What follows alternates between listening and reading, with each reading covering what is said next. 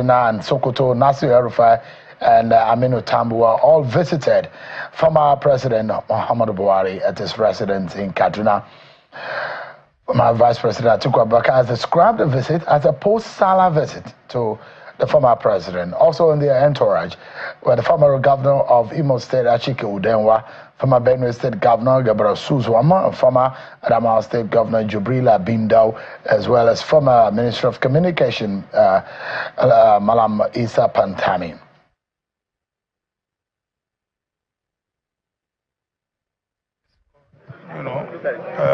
That's all. To friends and relatives, Salah greetings. Don't I have a right to be friends to anybody again, whether political or non-political? They are all my friends. All what I can say is that, there is an attempt by, the major political parties to come together and form a strong opposition against it. This is part of the visit? No. All right. It's hinted that there is an intention to form a coalition and coming together of major political opposition parties. El-Rufai is a member of the SDP now since he moved from the APC. Atiku Abubakar and some of the others who are visiting are of the People's Democratic Party. Both El-Rufai, Atiku, Tambuwa, all of them observed the Friday Juma prayers in Kaduna after the visit. Well, so much more to talk about now. My guest tonight is perhaps one of the most controversial political figures in Nigeria today. I'm speaking on the state of the nation, insecurity in Nigeria, also of other issues. But first, let's serve you with some of the political roundup stories.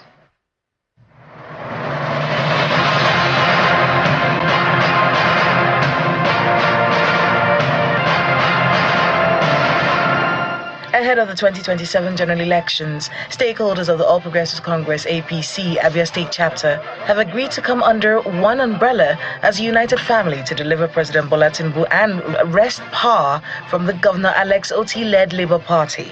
Addressing journalists in Abuja after a stakeholders meeting, a former governor of Abia State, Senator Ojuzo Kalu, says the consensus of the Southeast over 2027 is that the zone will do very well in supporting President Tinubu and the party's governorship candidate.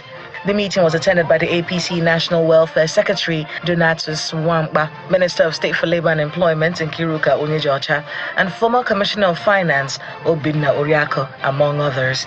President TINiBU, he was not very happy on the situation of Abia. And I gave him my word that we are going to work hard. We are going to work hard to bring back Abia to be very strong union like any other state. Some concerned legal practitioners have expressed deep concern over the appointment of Justice I.N. Nzuku as the acting chief judge of Imo State. The lawyers, under the banner of Lawyers for Civil Liberty, have described the appointment as unconstitutional as it undermines the entire structure of judicial order. They pointed out that it was done in disregard of Section 271, subsection 4 of the 1999 Constitution as amended. The person that was appointed is actually the fourth in line, that is the fourth most senior, which is actually against the provisions of the Constitution, is against the traditions of the judiciary, which is the tradition of hierarchy. Hundreds of indigenous people and residents of Idemili North local government areas have endorsed Governor Chukwuma Soludo for a second term. The endorsement forms, signed by some indigents of the area, were presented to the Deputy Governor on behalf of Governor Chukwuma Soludo. At another event, Governor Soludo received members of the All Progressives Congress APC and the People's Democratic Party PDP into the All Progressives Grand Alliance. The defectors pledged their allegiance to APGA and to Governor Soludo ahead of the November polls. While welcoming them into the party, Governor Soludo assured them of equal membership. One state, one people, one agenda. That's our philosophy. What I see is one indivisible Anambra State. One people, one agenda, and that agenda is the transformation and development of Anambra State.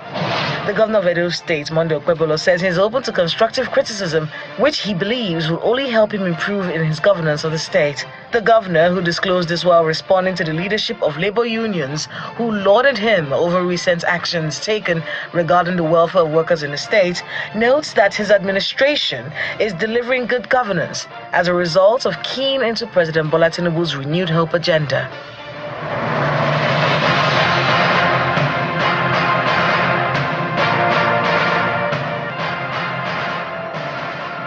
There you have it. You've been served with your political roundup stories. Let me take you to the streets of Port Harcourt, where hundreds of women in their numbers trooped to the streets and flooded the Aba Road area of Port Harcourt, demanding the reinstatement of the suspended governor of Rivers State, Siminalayi Fubara, and his deputy, Ms. Ngozi Aldo. The protest, which began along the major road and advanced to the Rivers State Government House, featured women and protesters carrying placards with inscriptions such as "Bring back Fubara, save our democracy, is a lot different from Rivers State, and God of justice, arise for Rivers State," chanting songs of solidarity. And the women described themselves as mothers and wives, and appealing to President Bola Tinubu to lift the suspension on Governor Fubara and reinstate all democratic institutions in the state.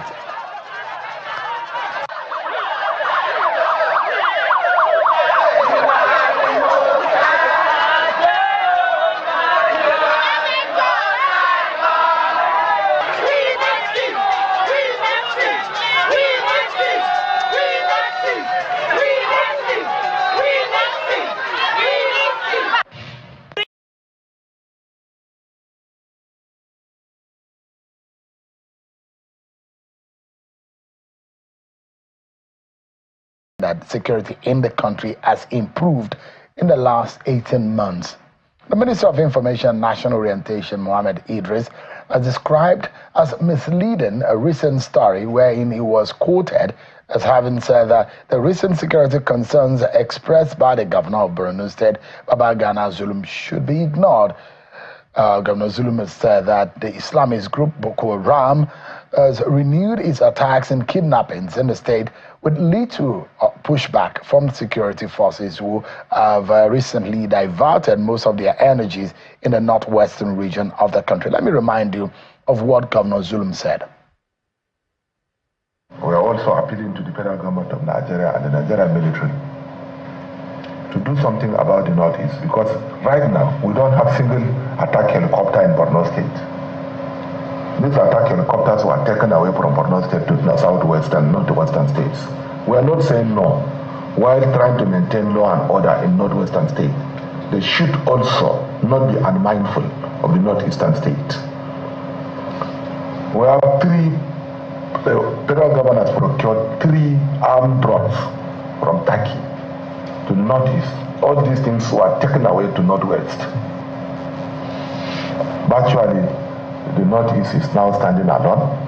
No attention will be receiving from the ministers of defense in terms of equipment and others. While we are saying we appreciate them, this is time that they should also give us a listening ear. Otherwise, the security situation in Borno State has started deteriorating. And it is our own duty to inform the federal government of the dangerous inherent in what is recently been happening in the state. Let's take the conversation forward now. Let's speak to those who are right in the front line, politically speaking, in that state. I'm being joined by the senator representing Borno South in the National Assembly, Senator Ali Ndume. He's live for us here in the studio. Thanks so much, Senator, for joining us tonight on the program. Thank you, but I appreciate it. Why did you say I'm controversial in the first place? You are controversial, aren't you? How? You say a lot of things that raise a lot of controversy. That's how to describe people who are in your ilk. Who say things and talk controversial. Have I ever come here to say something that is not true? No, that is true doesn't mean that it's not controversial. Okay. So being controversial doesn't mean it's a bad thing. It could be a good thing sometimes. I don't know about that. But you know you're a very stubborn person. Right from time. From when a long stubborn, you are going another maybe I should say notorious because you are a fighter. Oh, no, that is worse than stubborn. Okay, let's begin the conversation. Before I go into the issue of security, suddenly Kaduna has become some kind of mecca now, where you see politicians now visiting former President Buhari. And interestingly, the visit of Atiku Abubakar, Nasir El-Rufai, Aminu Tambuwa, how politically, what does this speak to you? Well, honestly, I'll be there too. Because, see, whether you like it or not, Buhari is one of the former head of states. And the frequent visit to him is not a new thing. Because where he was before now, immediately after he handed over to TINiBU, President TINiBU, you remember he moved straight to Daura, and he has been there. So, and our people, or generally Nigerians, like, Obasanjo receives quite a lot. Babangida, the same thing. The only person that you don't see his visit to him publicized is Jonathan. But all other former presidents, Nigerians give them that courtesy of going to visit them during especially sessions like this. So it's not a new thing.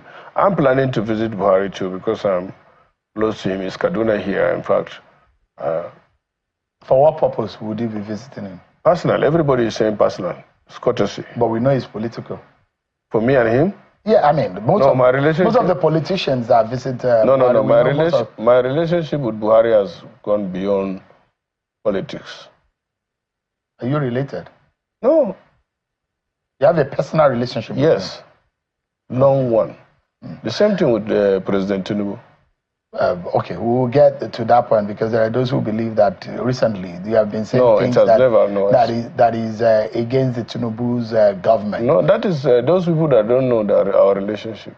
Let me ask you, what political value or relevance does Buhari have presently in today's Nigeria? The fact that he was a former president, twice president of this country, and an elder in the country, all former presidents. Abdul Salami, that's the other one I forgot. Mostly if you visit Mina, you visit Abdul Salami too. So people go there to pay respect. People go to Abeokuta to pay respect to Obasanjo. But if there is an election today, do you think that Buhari could actually carry any kind a huge number of votes? Even if it is not huge, Buhari, especially in the north, you can't just say Buhari is nobody. Does he still have the court following that Buhari had from 2007, 2011, 2015, 2019? No, that has diminished naturally. Because normally it's different thing when you're in power or before you're, the expectation. And then after spending like the period he spent 8 years, of course, his popularity and everything will diminish. It's natural, but you can't just write him off.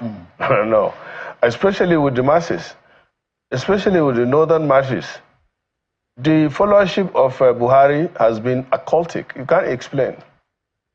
Try it. If Buhari is coming here now, you will see people rushing. If they tell people, especially those in the vegetable market there also, that Buhari is coming here, they will all rush.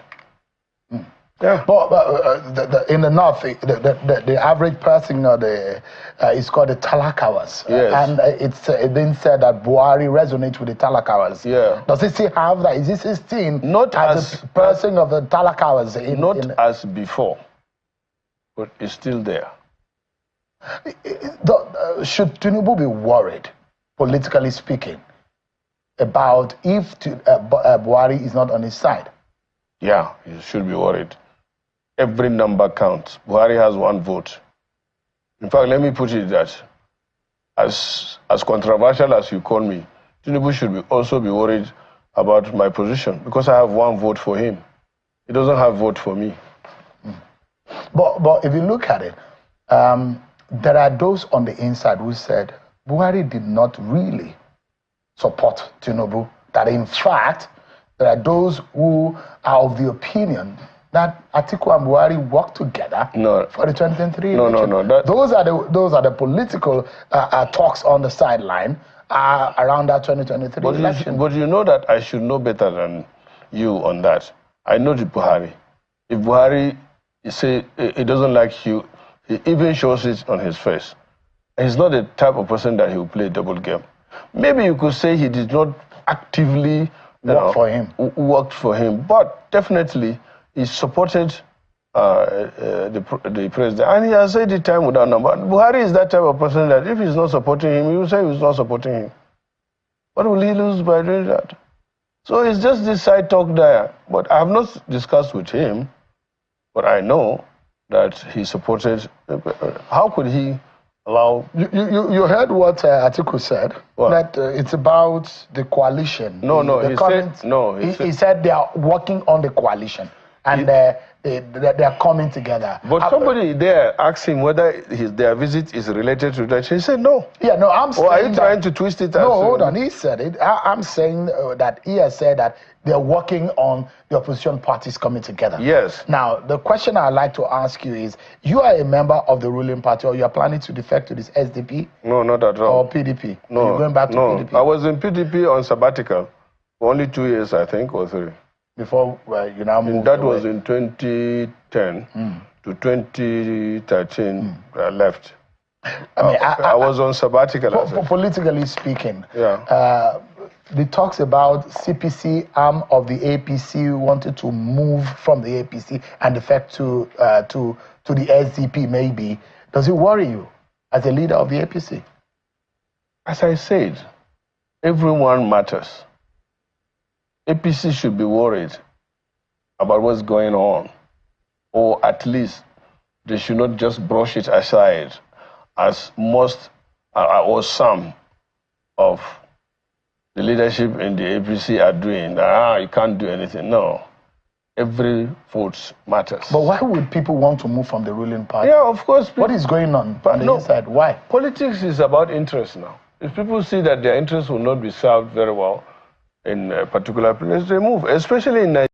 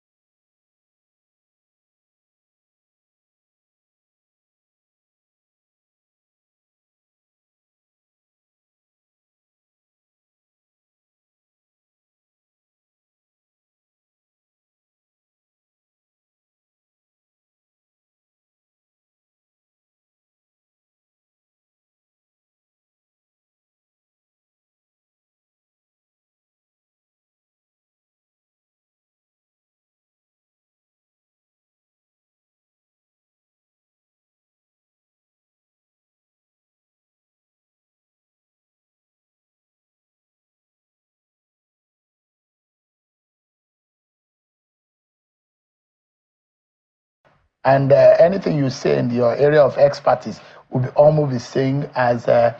They call it in Islam, wahi. Yeah, because he's going to be a rock solid based on your experience. You spend a long time in politics, so you should know. If you look at the crystal ball, do you think TINiBU can have a comeback in 2027 with what is going on right now? Yeah. Your prediction, what is No, it? that is if they work on it. But things are not looking good right now. Yeah, you know that. Circumstantially and also evidently. Why I say circumstantially is because there is a global turndown that contributes to the economic downturn, increase in inflation, the downturn in the value of naira. And then, if you look at from the presidency itself, being unable to carry people effectively, especially politicians, politically, and also, having. I said it here before, and I was really thinking whether I should say it again, even though I stand on it. That if you have aristocrats and kleptocrats dominating the democratic space, you'll have a problem. Is that what is happening right now? Yes, because the Democrats have been abandoned. I said it before, it costed me my job. And I don't know whether next now they'll be expelled from the party for saying this. Are you afraid of expulsion or suspension? Not. I'm not. You've tested it before? Yes, several times. I've been to prison two times for speaking the truth. 2 times. So where are these kleptocrats? Are they around the system? President? You know why? Where are they? Because things are not working, and many people are responsible for that. And if it's not working, who do you blame? Do you blame the president? No. It's not the president, it's the people around And you call them kleptocrats? Yes. Meaning those who steal? Yeah. And they are stealing the nations, and is it that bad? There's a lot of people who have been accused in the Buhari government. No, it's not. When you say kleptocrats, it's not like they are stealing, no. They are in government to make money. That's what is their focus on. Yes. So most of the time, they don't care about what is actually going on. Their focus is what they can make. Is TINiBU aware that he has kleptocrats I don't know. I don't know. Around him? I don't know. Go and ask him. But I know what I'm saying. I said it before. I was removed as a result of that. I don't know what will happen again, but I know that there will be backlash. I don't care. I said it before when I was on Arise TV sometimes talking about some issues. I said it that attack dogs will come after me. And they did. Only one person that did not bite me, but 2 did. Okay, we'll get that in a moment. But let me take you to your state, Borno State. You saw what Governor Zulum said. Yeah. And that comes from someone who has been to the battleground and he has also physically seen attacks. Is there anything to worry about? I thought that things are I'm worried. I'm worried here. I'm worried. I told you sometimes back, remember when this Wadirko was attacked and where we lost a major in Damboa, Yeah. So these things, and then last time they attacked Sabongari, displaced them, the governor called an emergency meeting of the expanded security.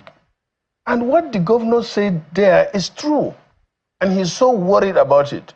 He also came there just yesterday and called another emergency meeting for us to go and see those service chiefs. We visited the chief of army staff. We visited the chief of naval staff. We visited Chief of Air Staff. Chief of Air Staff. We visited Minister of Works. And then he visited, that is after that, because it was evening and I was fasting, we had to excuse. He also visited Minister of Planning, all in the same day. Today, he went back. That was what brought him. And he called us and said, look, this thing is getting out of hand. What do we do?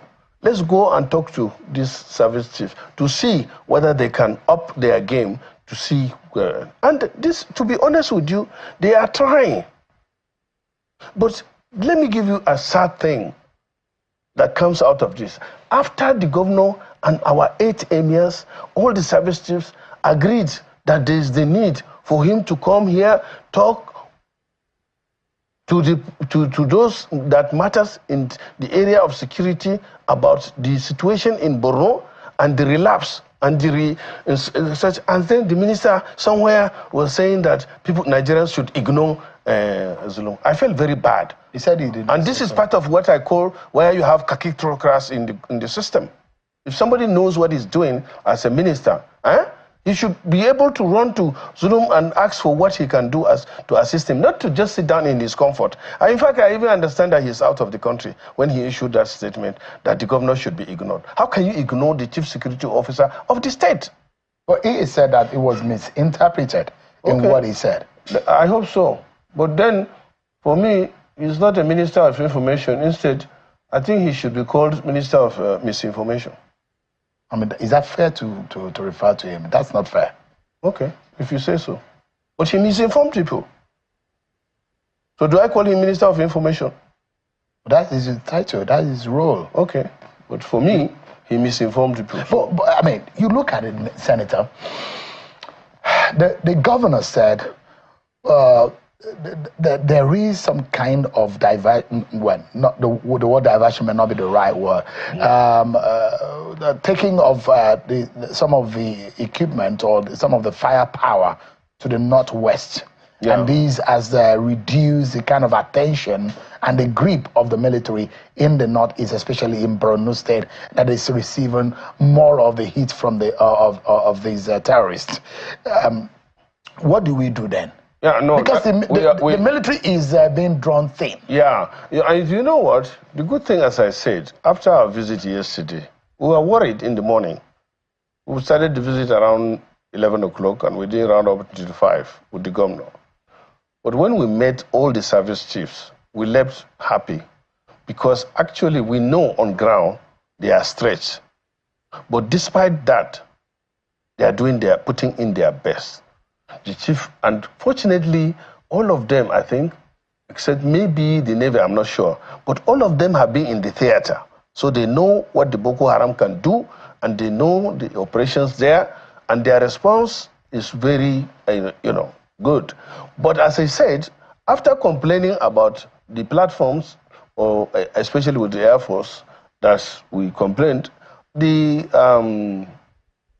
chief of Air Staff promptly responded and assured us that, look, we move our assets, and we are going to, we assure you, we are moving back those assets and even more. Because he told me there are certain things, especially like some of their attack helicopters, because of this problem of Ukraine and Russia, had issues, and because some of them are procured from there and their services are due, you can't just fly them over time. So now they are ready and they are back. And he even told us some of their pilots that were sent for retraining, they are already back. So they are going to be deployed even more, so there will be more firepower. And we had a very extensive discussion. And, that assures us, and I know what he's, and they have been trying. Let me say, because the 3 black spots that we have in Borno, that is the Sambisa Forest, the Mandara Mountain, and the Lake Chad fringes, have been severally attacked by, they carried out operations there. But the major problem is on the ground, we have limited soldiers in the theater. The theater is so vast. The whole operation in this country on the armed forces is being done by less than 300,000 people. And the army is operating all over the country. I don't think there are 2 states or more in this country that there is no army intervention. And the police, they are overstretched, maintaining civil discipline, and they are not. But the president, part of his campaign promise is to get more boots on the ground. Yeah, that's it. And that's what we are calling for. They should do that.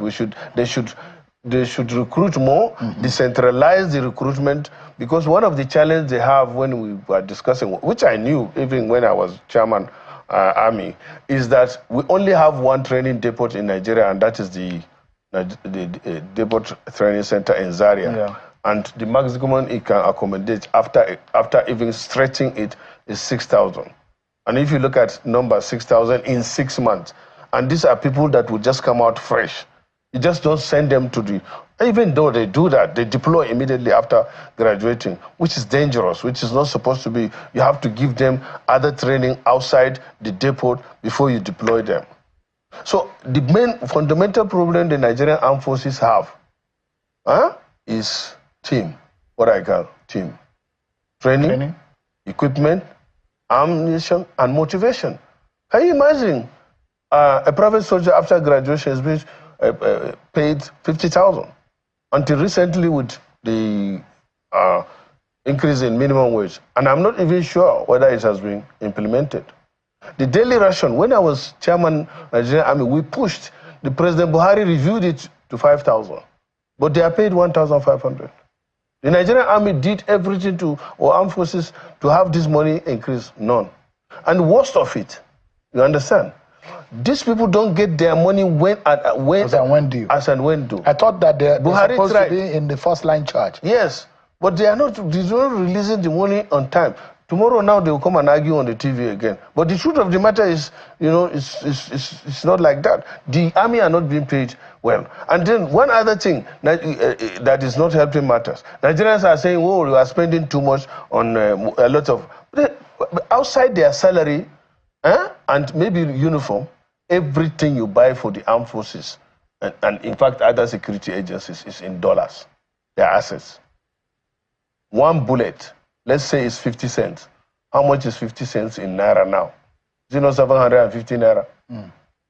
So if every bullet was 750 Naira, and you give one soldier and he discharges like 10 in an encounter, and it should be more, how much will it cost? Security is not cheap. Let me ask you, Senator. But let me there's Memalari cantonment in the heart of Maiduguri. Yeah. And there are those who say, look, maybe the military should have more formation in and around the northeast. Do you think that will work? Yeah, it will. Because they need to have a foothold in some of these territories that are vast, and especially in these three areas that you have mentioned. Buhari did, under Buhari, General Burete increased the number of divisions. Yeah. I think it was from 4 to 8. He doubled it, maybe. Yeah. Was it? And that's a good move. But the major problem, as I told you, is that there are not enough boots on the ground. That's why even if the Nigerian Air Force bombs the terrorist areas, some people must be there to hold ground. And you just don't expose them like that. Maybe they need like MRAP to go there and stay. And do you know how much one MRAP costs? Nearly 1 billion each. Because you buy in dollars. And they are not off the shelf item. You have to procure and wait. So you see the challenge they are facing? And the worst is, as I said, generals don't complain. But, I mean, are there any major places or local government or villages that the Boko Haram is holding in any part of Borno State at the moment? Yeah. Really? 3. And they have territories there. They are holding those areas. Not as such. What we're saying is that there's no civil authority there, and the authority is Boko Haram. 3. 3 of them? Yes. Which are these areas? Gudumbari, Marte, and Abadam. Yeah. No civil authorities there? Yeah, none. So Boko Haram is governing those areas. What about those ammunitions that are given to the locals? Like Sabonga? No, they are repentant Boko Haram members who are now being said to have like a local cover and protecting. They are trying their best. Let me tell you, for example, my local government, which is one of the black spots, and Damboa local government, all are in my constituency. As I'm speaking to you now, the terrorists have dislodged the Nigerian army in Wajirko and Sabongari because that is their major route connecting Sambisa and the Mandara Mountain in my local government. And you know why that happened? It's because the brigade is in Damboa and they don't have enough boots on the ground, equipment on the ground, and the technology on the ground. Otherwise, before they come, they will be able to see them and they will be able to prepare and act appropriately. But as you see, when they try to stand them, then we incur casualties. From November last year to date, there were over 252 attacks in Borno State. And somebody is saying that they should ignore the governor.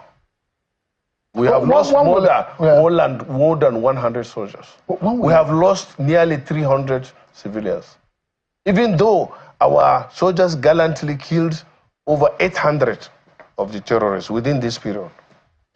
But I imagine that from the report and what we see, that in the last almost 2 years of Bola Tinubu government, there is a lot of victories and a lot of grounds that have been covered by the military, and we thought that things have gotten better. No, we can't say things are getting better. No, we can't also say things are getting worse. No. Well, how would you describe the state of security? That is the problem. It's like a stagnated situation. But because when you say, oh, we are getting it right today, tomorrow you hear another thing. Just last week, even though this is a different issue, but in Plateau here, in Bokos, you can understand, it's just a challenge too. Lakurawa came later. In Sokoto, and Kebbi, Zebi. Even day before yesterday or 2 days ago, they attacked. That of Katsina is the same thing. But if you are made the Minister of Defense today, what would you do? Would you do anything different? But I can't do anything. The president is the chief commander-in-chief. That's why I say let the president forget about everything and concentrate on at most three things. What are those? Security, welfare of citizens, economy. Is he not concentrating on those? I don't know. You are in this government. Yeah. So you don't know? Even if he is, I'm saying that his attention should go there. That's number one. All right. And then, in fact, if it is possible, it should create state of emergency in those three areas. Not in the states? No, don't drag me into that. No, I'm just asking a question, no, I don't support creation of... state of emergency? Yeah. Even the one that happened in Rivers? Yeah, I don't. I'm a Democrat. I don't. Because I believe, those are some of the few things that the president did that surprised me. And you think that move was wrong? Yeah. It was wrong. He feels, he's the president. I'm only a senator. I know that God gave him that power, and he will not give him blank. He will give him the knowledge to preside over the affairs of the country. It's like a footballer and the spectator. I'm the spectator. He is the footballer. Normally, you can see even some people like you that watch football will even be moving, feeling that, he should have played it this way. So we are part of that. But other than that, I feel that as a president, you would have worked seriously on bringing them, solving the problem than... But he said he has done that and they ignored him. No, you can't. How can you ignore the president? That's what he said. Now, he said the parties involved had ignored them. When he removed them now, did they ignore his removal? When he said you should remove him, and he brought it to the National Assembly. Do you think the president could have been firmer? He could have been tougher on the situation?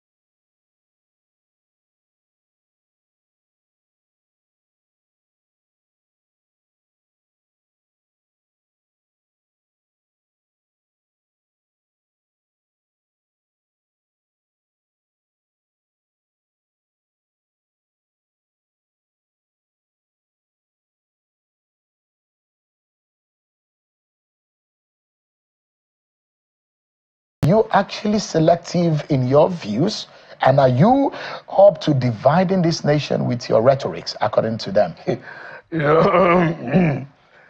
First of all, I really do want to overflog this issue or join issues because I've already said it. I have respect for Bayo Onaonaga, but since he went overboard, let me say one thing. He's just 2 years older than me. I don't know about his qualification, but I know he was a good journalist that spoke truth to power, that he had to even run away. So when somebody like me, who is a senator, speaks like this, then he uses the language, I can only say it's very unfortunate. But I have no reason to be, hypocritic, to be selective, or whatever he called me. Instead, he is the one. Because you know what? I have been a senator, this is the 4th time. He tried to be a senator, he could 16 not. years. Yes. He tried to be senator, even at the first time, he couldn't make it. Who is more frustrated? He has ended up being a domestic staff of He's Mr. not a President. domestic, he's a special advisor to the president. Yeah, it's domestic. That's a senior role. That's not a domestic. No, even if you're senior, there is senior domestic servant. No, how do you describe, is your judgment to be faulty in that line? Because domestic staff and an official capacity, they are different things. No, domestic staff is private. Yeah, but it's not the private staff of the president. Domestic staff is personal, and he too is a personal staff of Mr. President. No, it's an official. Yeah, there's an official. Even those that they are in domestic, they are official. And a senior one at that. Yes, I agree. Though he is the senior domestic staff then. But when you're talking about attack, he called me. He started. Who are the people? No, wait now. I'm sorry about this. Maybe some others, but he started it. How can he call me what he described me? I'm beyond that. I still tell you here that I believe in TINiBU, and TINiBU and Buhari are those that made me to join APC. He was not there. When I used to go to TINiBU until lately, they don't stand where we sit. But is it the truth, those they say let me in the corridor of power? Let me finish. And they say you are frustrated because you don't have access to the president. No, I am not frustrated because of that. And let me tell you today, sometimes I try to stay away because, you know why? I respect TINiBU that much that there are certain things that I cannot say it to his face. But now they give me opportunity to say it. I don't have a problem with that. What is it? Anything. What anything. Is it that you want to say? Like now, we have this relationship that we will say, okay, look, don't talk again. And will you listen? If TINiBU tells you not to talk. I will listen. Even now, somebody called me and said I should not talk again till after 90 days. I should cease fire. So I said, Oga, no, unless if I see something important, I will talk. You say, okay, but don't, fire too much. I say, okay. It's an elderly person, and you believe it. I will not tell you the name, but it's from Yoruba. And he agreed with that. Somebody like you, do you want me to mention others?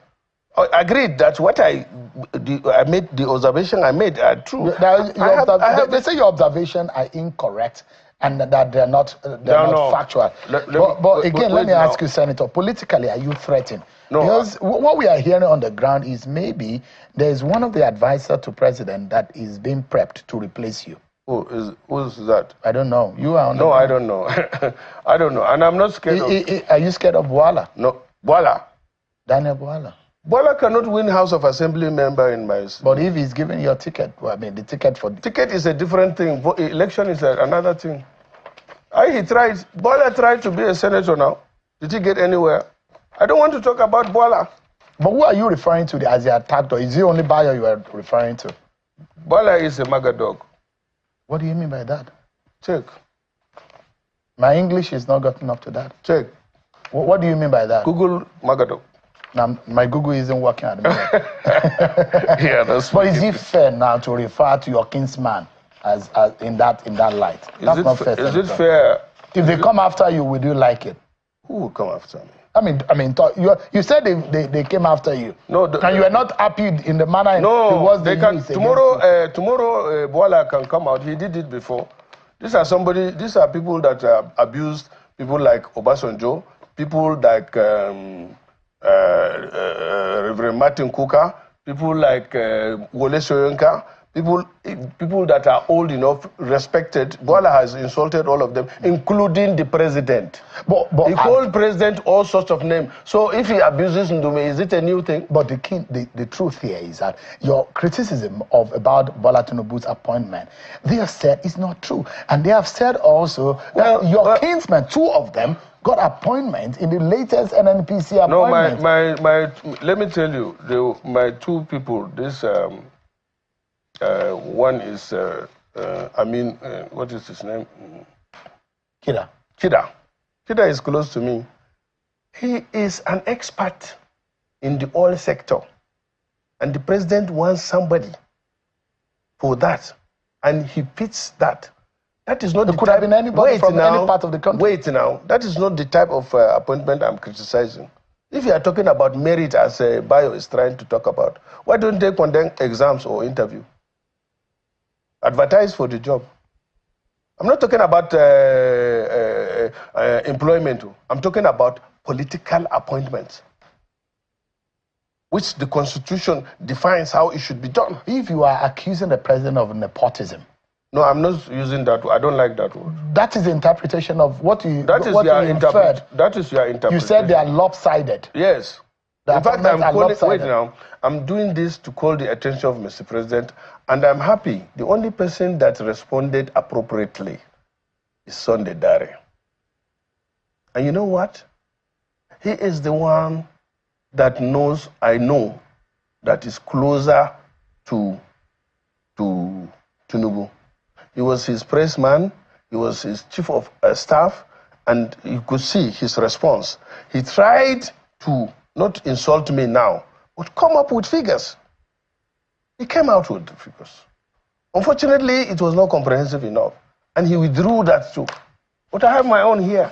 What are your own saying? I have my own 72 so far, as I said. All of them are Yorubas. I'm not talking about north or south. No. All I'm saying is Section 14.3 is clear, and it says that the appointments into political positions or positions should be spread in such a way that no tribe. We remember, do you know that we have 371 officially recognized tribes in Nigeria? And not Yoruba is not two. Yoruba is one. Igbo one. Hausa one. And when you start talking about Hausa Fulani, number one, I'm not a Hausa man. Number two, I'm not a Fulani man. Number three, I'm not even a Kanuri. That is majority in my state. What tribe are you? My tribe is so small. You're a minority of the minority? Yes. What tribe are you? So a man, Waha. Yes. A man who qualified to be senator. And by God's grace, I became a senator. I'm a senator by God's grace. You know that? Mm-hmm. But the Constitution says that everybody should have a sense of belonging. And you know why I came out with this? Because I'm thinking that the president is not quite aware of this. It's not deliberate. So now that 2 years into it, and I'm happy, Sunday Dare said, this is not the end of the appointments. The appointment is continuous. So for now, it's loop-sided. There's no argument about it. But it can be corrected, and it should be corrected. Is there an undercurrent within your party which you are voicing, or is this a personal observation that you are making? No, it's a personal observation, as one, as a Nigerian, two, as a senator. And you want the president to correct some of this? Yes. In the future appointments? Yes. Sunday Dare said, this is not the end of it. And I hope they will now take this or see this as a wake-up call to say, oh. Buhari was criticized for nepotism because just a moment, in Buhari's government, most of security appointments or most of the service chiefs were said to have been from one region of the country. And Buhari was criticized heavily for that. I criticized him on that. I even confronted him on that. What's true is that Buhari is alive is in Kaduna. And he gave me the reason. He said, look, Boko Haram has taken over your place. These are people who are qualified. I want to bring these people, Air Force, Army, and which other one? Navy. No, Navy was not from... DSS? Yeah, no, DSS NIA. was, but particularly these two, say, I want them to go and address this issue. And they are qualified. Can you bring Dume to go and be chief of army staff? No. But equally people from the other region that no, but look, I told you, and it was based on seniority. So does it mean that nepotism or these lopsided things see, that is, if we start arguing, ingrained? Here, let me call you out. A friend of mine sent me this. I want to read out the list. Okay. That under the most attacked Buhari, this is what he sent to me. This is what the economic configuration looks like. Petroleum, Katsina Buhari, Minister of Coordinating Economy. On his appointment, he appointed that woman from Ogun, who is the coordinating and the minister. FIRS, he appointed Fowler from Lagos. Stock Exchange from Anambra, Custom from Bauchi, Nimasa from Rivers, Railway from Edo, NICTF from Anambra, Sovereign Wealth was from Imo, Economic Advisor was from Ogun, NNPCL was from Borno, Pencom, Kano, Bureau for Enterprise was from Ondo, Public Procurement was from Anambra, Accountant General was from Kano, and Airport Authority was from Katsina, and NIPOS from Oyo. Well, let me read out that of TINiBU now. Petroleum, he himself. Finance, is a Yoruba. CBN, is a Yoruba. Stock Exchange, is a Yoruba. Custom, is a Yoruba. Inland Revenue, is Yoruba. Pencom, is Yoruba. Nimasa, is Yoruba. Nigerian Railway is Yoruba, NSITF is Yoruba, NNPCL is Yoruba, Accountant General is Yoruba, Public Enterprise is Yoruba, Bureau for Public Procurement is Yoruba, Sovereign Wealth is Yoruba, NIPOS is Yoruba, and Federal Airports Authority is Yoruba. All I'm saying is, these people, whether you even appoint them from Lagos that dominates the arena, that's not a problem. Because the office that is largely responsible, that helps the presidency about appointments, just a moment. The chief of staff is Yoruba. The secretary of the government of the federation. And Dare himself that responded to me is Yoruba. And Bayo Anonuga too, that called me name is Yoruba.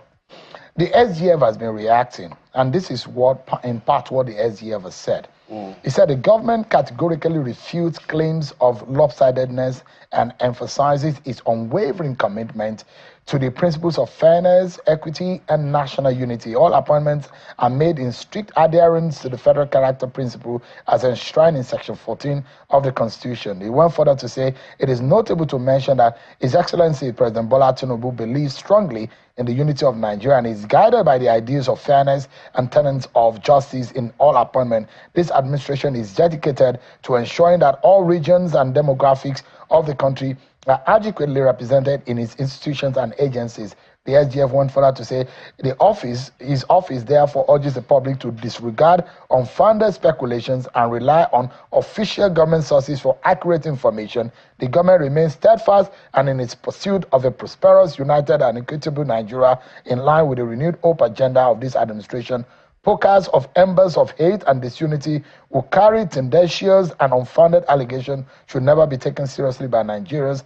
Inquiries with respect to this matter can be channeled through the Office of the Secretary of the Federation, which is official custodian of such appointment.